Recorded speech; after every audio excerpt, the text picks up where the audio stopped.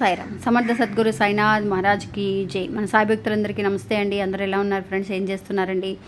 ఈరోజు వీడియోలోకి వెళ్ళడానికి ముందుగా బాబాగారి ఆశీస్సులు మీ అందరికీ దొరకాలని మనస్ఫూర్తిగా కోరుకుంటున్నాను. ఇంకా ఈరోజు బాబా ఏమంటున్నారు అని అంటే, బిడ్డ, ఇప్పుడు రాబోయే అమావాస్య రోజున నీ ఇంట్లోకి ఒక వ్యక్తి ప్రవేశించబోతున్నాడు. ఈ వ్యక్తి వల్ల నీకు 2 మంచి విషయాలు జరగబోతున్నాయి. అంటే నీ జీవితంలో 2 మార్పులు రాబోతున్నాయి అని బాబా ఒక మంచి సందేశాన్ని పంపిస్తున్నారండి. ఎందుకు బాబా ఎలా అంటున్నారు, ఏం చెప్పబోతున్నారు అనేది ఈరోజు వీడియోలో తెలుసుకుందాం.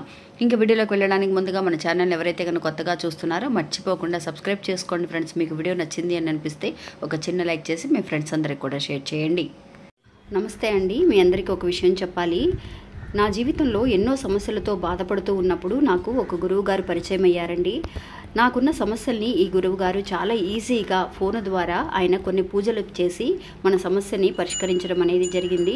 అందువల్ల మీకు ఎలాంటి సమస్యలు ఉన్నా కూడా, అంటే ప్రేమ, పెళ్లి, సంతానం, ఆరోగ్యం, విదేశీ ప్రయాణం, కోర్టు సమస్యలు, భార్యాభర్తల మధ్య సమస్యలు, మానసిక శారీరక సమస్యలు, పర్సనల్గా మీ సమస్యలు అనేవి ఎలాంటివి అయినా సరే వెంటనే పరిష్కరిస్తున్నారండి. ఇంకా ఆయన పేరు కోయిదర సుబ్రహ్మణ్య రాజు గారండి. ఆయన ఫోన్ నెంబర్ 9347293375 అండి. ఇంకా ఇప్పుడే ఆయనకి కాల్ చేసి మీ సమస్యల్ని ఇట్టే పరిష్కరించుకోండి.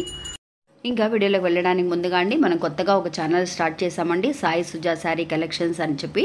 శారీస్ కావాలి అని అనుకున్న వాళ్ళు మీకు వాట్సాప్ నెంబర్ ఇస్తున్నాను. ఈ నెంబర్కి మీరు మెసేజ్ చేశారు అని అంటే కనుక శారీస్తో పాటు మీకు ఎవరైతే కనుక వైద్యనాథ సాయిబాబా గారి గుడి దగ్గర నుంచి విభూతి కావాలని అనుకుంటున్నారో వాళ్ళందరూ కూడా నాకు మెసేజ్ చేయండి ఫ్రెండ్స్. ఈ శారీస్ తీసుకుంటే వాటితో పాటు మనం పంపిస్తున్నాం అనమాట. అంతేకాకుండా ఈ ఛానల్ని కూడా మీరు సబ్స్క్రైబ్ చేసుకొని చూడండి. మీకు వీడియో నచ్చితే ఒక చిన్న లైక్ చేయండి.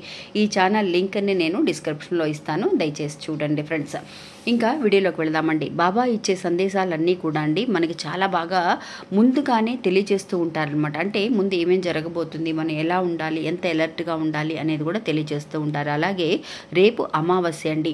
అమావాస్య రోజున నిజంగా మనకి మంచి మంచి విషయాలు మనకి జరుగుతూ ఉంటాయి. ఎందువల్లంటే పంచభూతాలకి మంచి శక్తి ఉంటుంది కాబట్టి పంచభూతాల సాక్షిగా మనం చేసే విషయాలను బట్టి మనకి మంచి జరగడానికి అవకాశం ఉంటుంది.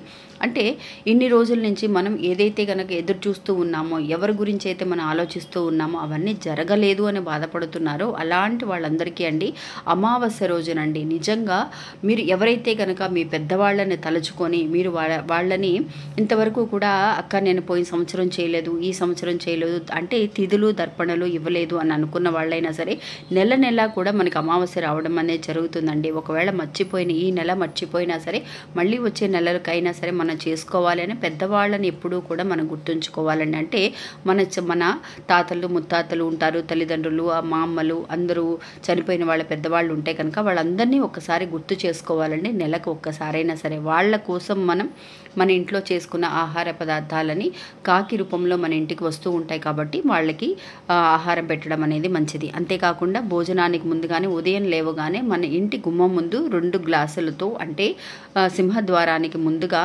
2 గ్లాసులతో మంచినీళ్ళు పెట్టడం అనేది చాలా అవసరం అండి. ఎందువల్లంటే వాళ్ళు ఆకలితో మన ఇంటి గుమ్మం ముందు నిలబడి ఉంటారంటండి. అందువల్ల వాళ్ళు ఒట్టి చేతులతో తిరిగి వెళ్ళకూడదు కాబట్టి వాళ్ళ ఆశీర్వాదం అనేది మనకి కావాలి కాబట్టి ఇలా మంచినీళ్ళు అనేది గుమ్మం ముందు పెట్టడం అనేది అవసరం అండి.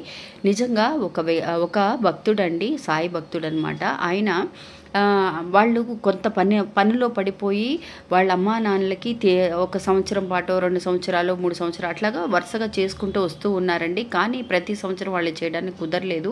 అందువల్ల వాళ్ళు మర్చిపోవడం వల్ల ఇలాగా ఎప్పుడైతే కానీ మనకు అనిపిస్తుందండి మన పెద్దవాళ్ళ ఆశీస్సులు కూడా మనకు కావాలి అని చెప్పి, ఒకవేళ అలా ఏదైనా మర్చిపోయినా సరే మనం తప్పకుండా చేసుకోవడం అనేది మంచిది. అలా అని చెప్పి చెబుతూ ఉన్నా కూడా భక్తుడు ఏం చేశాడు అని అంటే మర్చిపోతూ ఉండేవాడండి. ఇప్పుడు కాకపోతే తర్వాత చేసుకోవచ్చులే, తర్వాత చేయొచ్చులే, ఏమవుతుందిలే అని. అలా కాదండి.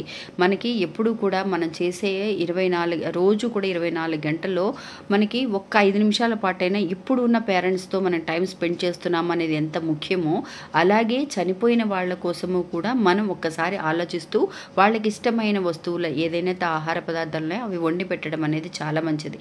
ఇంకా అతనికి చెప్తూ ఉన్నారనమాట ఫ్రెండ్స్, అరే నువ్వు పోయిన నెల కూడా పోయిన సంవత్సరం మర్చిపోయావు, ఇలా చెయ్యి అని చెప్పి అతనికి వాళ్ళ ఫ్రెండ్స్ చెప్తూ ఉన్నారు. అయినా సరే అతను పట్టించుకోలేదండి.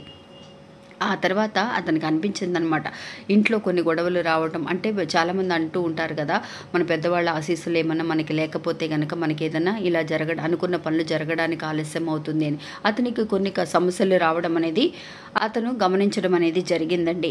ఎప్పుడైతే కనుక అతను ఇలా తెలుసుకున్నాడో ఇంకప్పటి నుంచి కూడా వాళ్ళ పెద్దవాళ్ళని ఎప్పుడైతే కనుక మర్చిపోతూ ఉన్నారో వాళ్ళ కోసం అని కొంత టైంని అనేది కేటాయించడం, వాళ్ళకి అని చెప్పేసి కొన్ని అన్నదానాలు చేయడం, వాళ్ళకి తగిన విషయాలన్నీ కూడా అతను చేస్తూ వస్తూ ఉన్నారనమాట.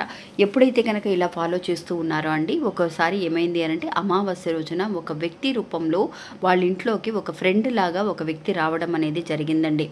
అది ఎవరో కాదండి, నిజంగా అతనికి బాబా అంటే చాలా ఇష్టం అనమాట. ఆ బాబానే ఆ రూపంలో వాళ్ళ ఇంట్లోకి రావడం, నిజంగా అతను వచ్చిన తర్వాత అంటే బాబా ఎప్పుడైతే కనుక ఎప్పుడు కూడా బాబా మనకి చెప్పే విషయం ఏంటి అంటే, భగవంతుడిని నువ్వు నమ్మినా నమ్మకపోయినా నీ తల్లిదండ్రుల్ని ఫస్ట్ నమ్మాలి, వాళ్ళే నీకు దేవుళ్ళతో సమానం, భగవంతుడితో సమానం అని.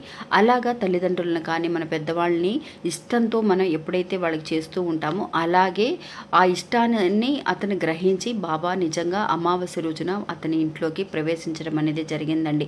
ఎప్పుడైతే కనుక బాబా ఆ ఇంట్లో అడుగు పెట్టారో నిజంగా వాళ్ళ ఇంట్లో జరగలేదు, ఇంతవరకు కూడా జరగవు, ఏమేదట జరగవు అని కూడా బాధపడుతూ ఉన్న వాళ్ళ ఇంట్లో బాబా నిజంగా 2 అద్భుతాలు చేశారండి. ఏంటి అనంటే, వాళ్ళ అమ్మగారికి, ఈ భక్తుడికి వాళ్ళ అమ్మగారి క్యాన్సర్ అండి. ఆ క్యాన్సర్ ప్రాబ్లం నుంచి ఆవిడ బయటపడడం నిజంగా. అలాగే అతనికి ఒక కొడుకున్నాడండి, చిన్నపిల్లవాడు, 3వ కొడుకు అనమాట. ఇది నిజంగా ఒకళ్ళ ఇంట్లో జరిగిన ఒక విషయం అండి ఇది. అలాగా మనం అనుకుంటాం ఆ కొడుకుకి కూడా అండి, తనకి 3 సర్జరీ చేసినా కూడా కొన్ని ప్రాబ్లమ్స్ రావడం, హెల్త్ పరంగా అతను సరవ్వకపోవడం, అలా ఇబ్బంది పడుతూ ఉండేవారనమాట.